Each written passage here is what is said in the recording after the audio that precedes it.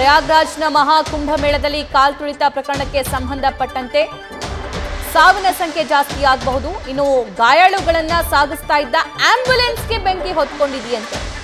Ambulance ಮುಂಭಾಗದಲ್ಲಿ ಬೆಂಕಿ ಕಾಣಿಸಿಕೊಂಡಿದೆ. ಪ್ರಯಾಗ್ರಾಜ್ನಲ್ಲಿ ಆಗಿರುವಂತಹ ಘಟನೆ ಇದು. ದೃಶ್ಯದಲ್ಲಿ ಗಮನಿಸ್ತಾ ಇದ್ದೀರಿ ನೀವು. ಆಂಬ್ಯುಲೆನ್ಸ್ ಗಾಯಗೊಂಡವರನ್ನ ಹಾಸ್ಪಿಟಲ್ಗೆ ರವಾನೆ ಮಾಡುವಂತಹ ಕೆಲಸ ಮಾಡ್ತಾ ಇತ್ತು. ಸೊ ಆಗ ಆಂಬ್ಯುಲೆನ್ಸ್ನ ಆ ಡ್ರೈವರ್ ಸೀಟ್ ಏನಿದೆ, ಸೊ ಅಲ್ಲಿ ಆ ಸ್ಟೇರಿಂಗ್ ಹತ್ರ ಬೆಂಕಿ ಹೊತ್ಕೊಂಡಿದೆ. ಆ ಕಿಡಿ ಕಂಡ ತಕ್ಷಣ, ಹೊಗೆ ಬಂದ ತಕ್ಷಣ ಕೆಳಗಿಳಿದಿದ್ದಾರೆ ಆ ಆಂಬ್ಯುಲೆನ್ಸ್ ಚಾಲಕ.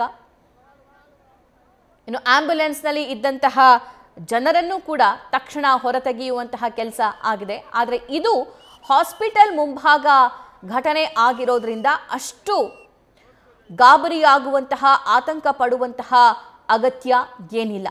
ಸಾವಿನ ಸಂಖ್ಯೆ ಸುಮಾರು 15 ಅಂತ ಸದ್ಯಕ್ಕೆ ಅಂದಾಜಿಸಲಾಗ್ತಾ ಇದೆ.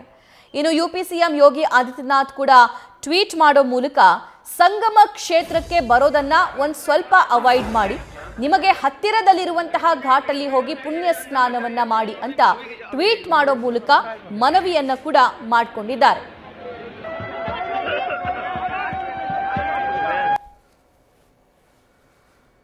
ಸುಮಾರು 10 ಕೋಟಿಗೂ ಹೆಚ್ಚು ಭಕ್ತರು ಇವತ್ತು ಪ್ರಯಾಗ್ರಾಜ್ನಲ್ಲಿ ಪುಣ್ಯ ಸ್ನಾನವನ್ನ ಮಾಡೋದಕ್ಕೆ ಬೇರೆ ಬೇರೆ ಭಾಗದಿಂದ ಬಂದಿದ್ದಾರೆ. ಈ ನಾಗಾ ಸಾಧುಗಳು, ಅಘೋರಿಗಳು, ಇವರಿಗಂತಾನೆ ಒಂದು ವಿಶೇಷವಾಗಿರುವಂತಹ ಘಾಟನ್ನ ನಿರ್ಮಿಸಲಾಗಿದೆ. ಸದ್ಯಕ್ಕೆ ಅದನ್ನ ತಾತ್ಕಾಲಿಕವಾಗಿ ರದ್ದುಗೊಳಿಸಿದ್ದಾರೆ ಅನ್ನುವಂತಹ ಮಾಹಿತಿ ಕೂಡ ಲಭ್ಯವಾಗ್ತಾ ಇದೆ. ಭಕ್ತರಿಗೆ ತೊಂದರೆಯಾಗಬಾರದು, ಸಾರ್ವಜನಿಕರ ಹಿತದೃಷ್ಟಿಯಿಂದ ಯಾವೆಲ್ಲ ಕ್ರಮಗಳನ್ನು ತುರ್ತಾಗಿ ಕೈಗೊಳ್ಳಬೇಕು ಅದು ಆಗ್ತಾ ಇದೆ. ಆದರೆ ಭಕ್ತರ ಸಂಖ್ಯೆ ನಿಲ್ಲುವಂತಹ ಲಕ್ಷಣ ಇಲ್ಲ. ಇನ್ನು ಪ್ರಯಾಗ್ರಾಜ್ನಲ್ಲಿ ಬರ್ತಾ ಇದ್ದಂತಹ ಬೇರೆ ಬೇರೆ ಟ್ರೈನ್ಗಳನ್ನು ಸದ್ಯಕ್ಕೆ ರದ್ದುಪಡಿಸಿದ್ದಾರೆ ಅನ್ನೋ ಮಾಹಿತಿ ಲಭ್ಯವಾಗ್ತಾ ಇದೆ.